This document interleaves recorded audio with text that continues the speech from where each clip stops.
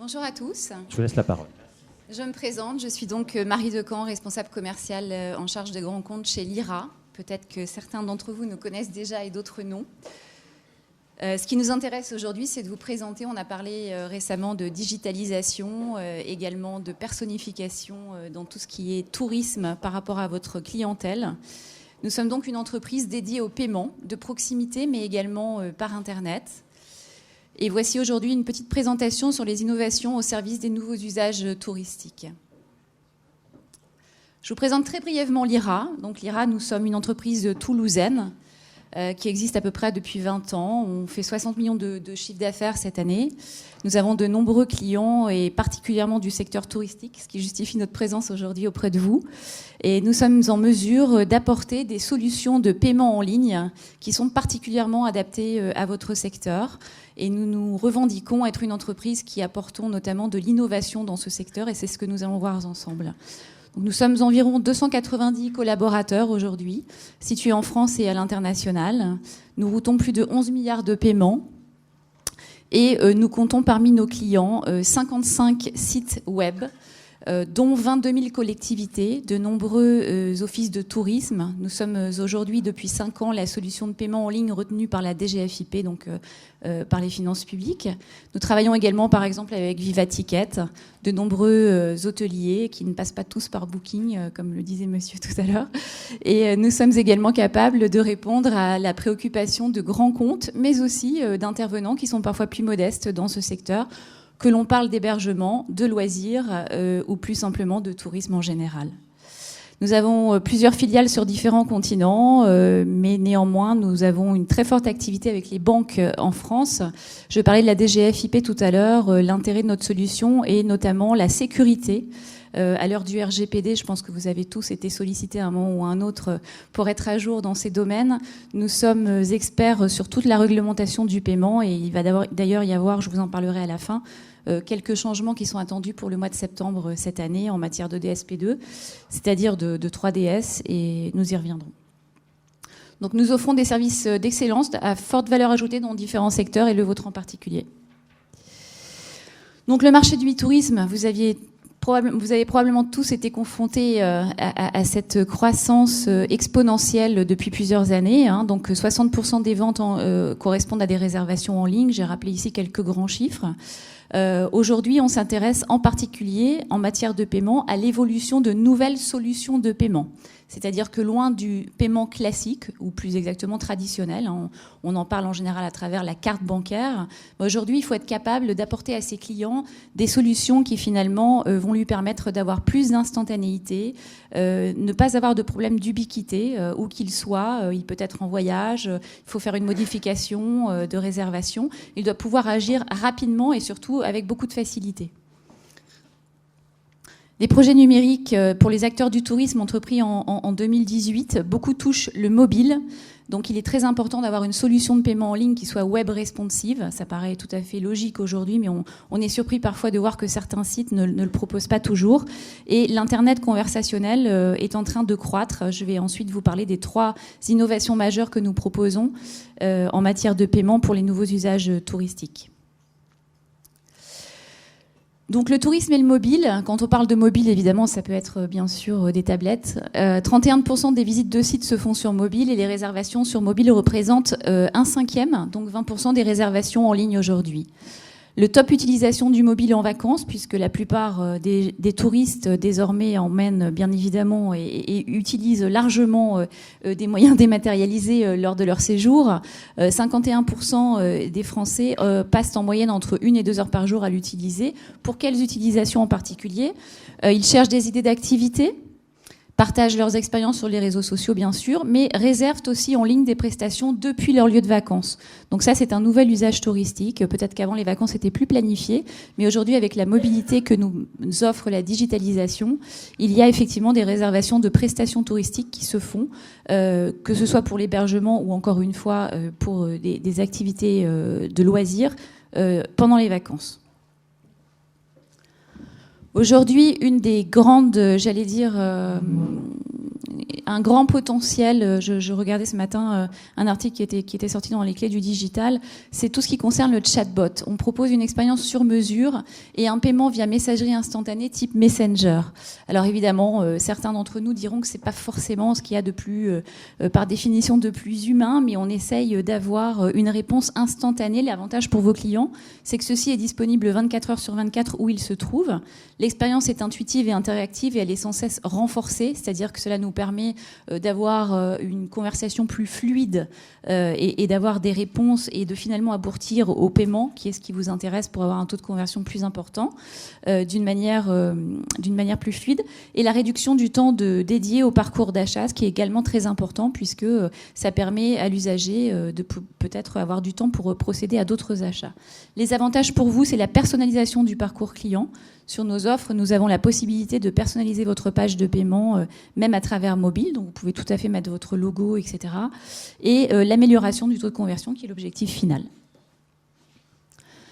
Une autre innovation, j'allais dire, de l'IRA pendant toutes ces années. Nous avons été un des premiers acteurs du paiement en France à proposer le e-chèque vacances en privilégiant son usage dématérialisé. Tout comme les chèques restaurants, par exemple, eh bien, il faut savoir que le chèque vacances, qui a priori est un moyen de paiement traditionnel, devient non traditionnel puisqu'il est dématérialisé. Et la plupart des sites aujourd'hui des PSP en France qui vous offrent du paiement ne proposent pas l'acceptation de ce moyen de paiement qu'il ne faut pas négliger pour une raison très simple. Le e-chèque vacances représente 4 millions d'euros en 2018 et va croissant et surtout aura une obligation de dématérialisation totale à très court terme, tout d'ailleurs comme les titres restaurants. Donc en 2020, le chèque vacances Connect peut tout à fait vous permettre d'augmenter votre chiffre d'affaires avec un moyen de paiement non traditionnel au sens où il est dématérialisé, bien sûr. C'est un paiement 100% sécurisé par notre plateforme Payzen. Vous pouvez le complémenter par carte bancaire et évidemment sur du web ou du mobile. Il y a aujourd'hui plus de 500 professionnels équipés contre 123 en 2017. Donc on peut voir quand même un fort intérêt pour ce moyen de paiement. Encore parfois méconnu. Enfin, nous avons également une innovation, c'est la troisième, qui est très inédite, puisque nous sommes les seuls aujourd'hui chez l'IRA à proposer sur le marché en France et à l'international le paiement de vos prestations touristiques par un ordre de paiement via WhatsApp.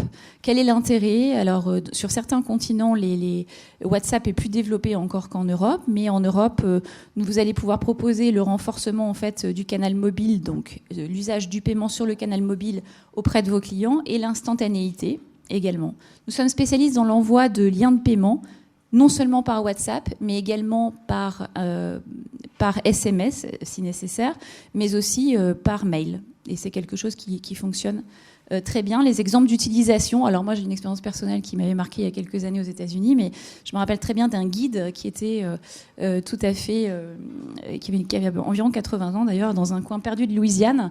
Et donc nous avions payé avec la personne avec qui je voyageais, nous avions payé l'entrée à un musée directement par lien depuis son portable. Donc pas besoin d'avoir de TPE, c'est ça qui est vraiment très très important.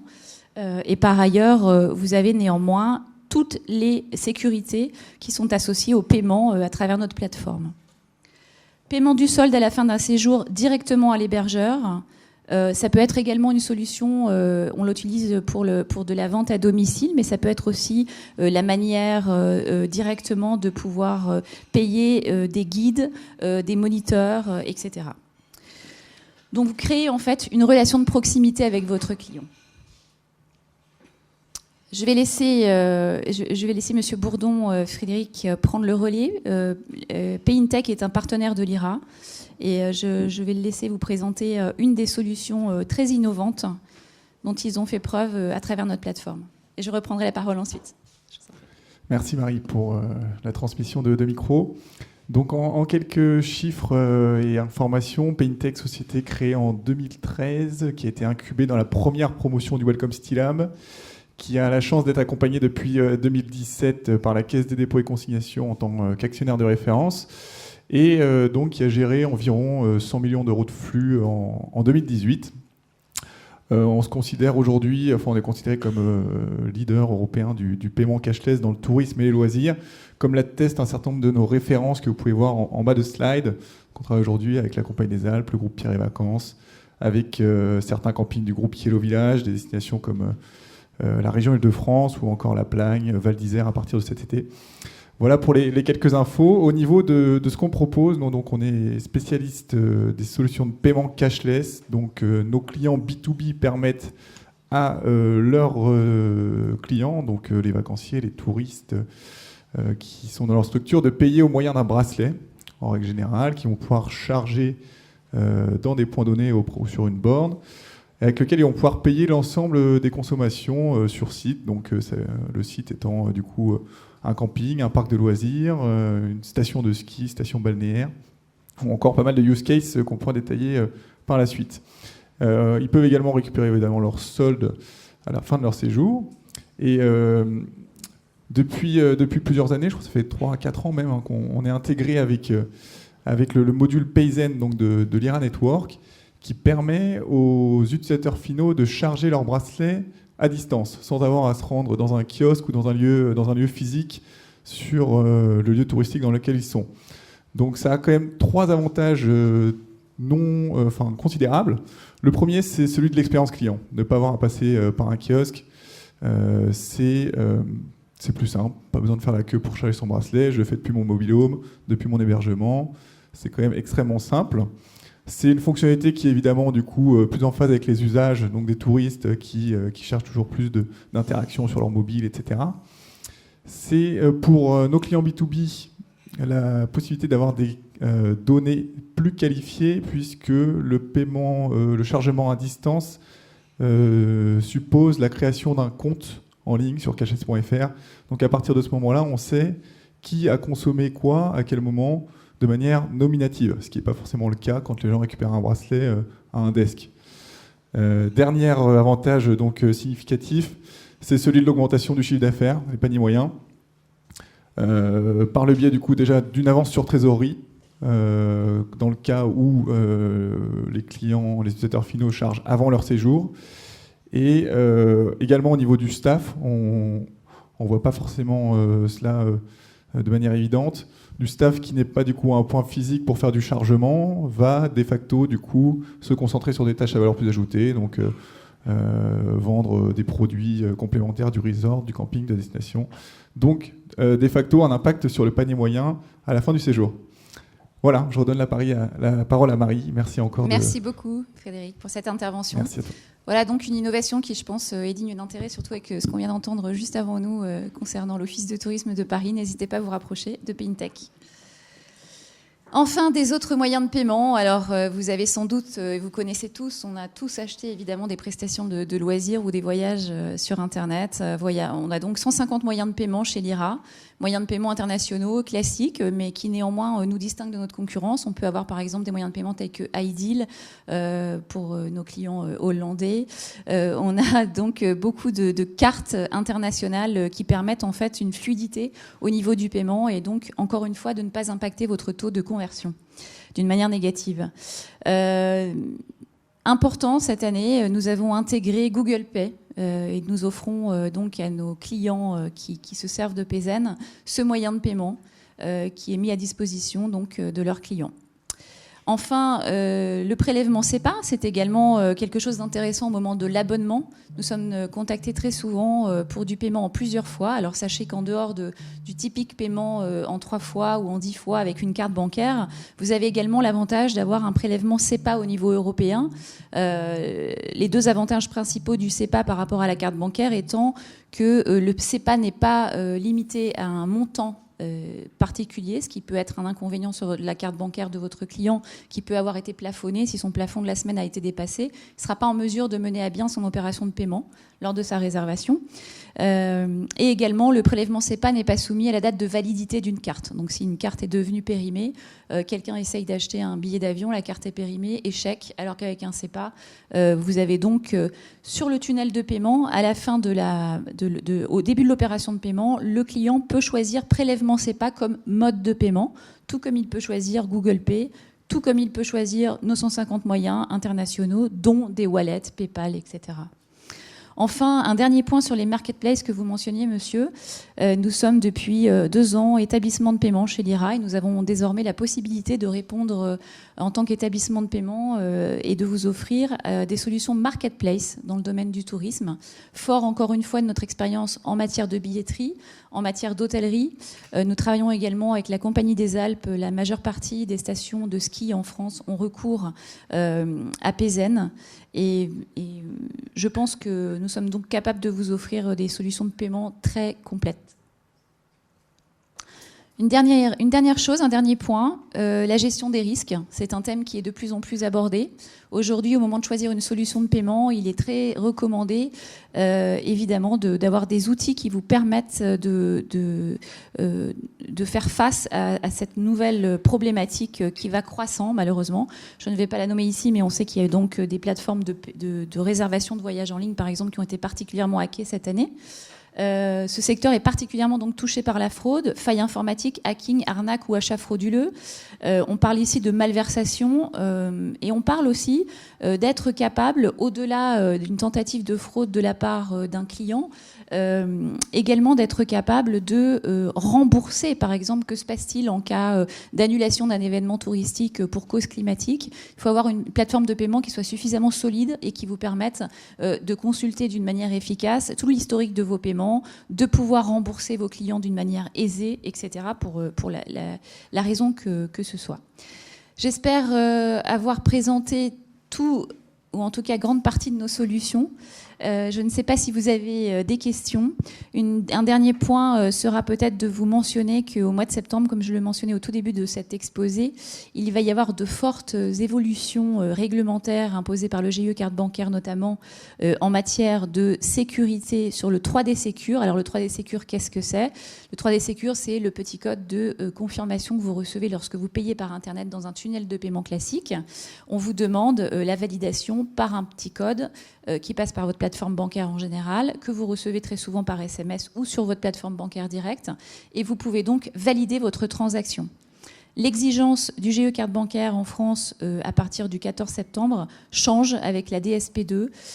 On entend par là une évolution vers l'instant payment et notamment le fait que le commerçant sera désormais responsable en fait en partie de cette autorisation. Nous avons des solutions éprouvées, anti-fraude, Noto, on fait du scoring comme beaucoup d'autres. Et puis, vous avez plus de 120 critères maniables pour pouvoir répondre à la gestion des risques, en particulier dus à votre activité. Je vous remercie de m'avoir écouté. N'hésitez pas à revenir vers nous. Nous sommes ici présents avec M. Sikouri, notre directeur retail de Paris.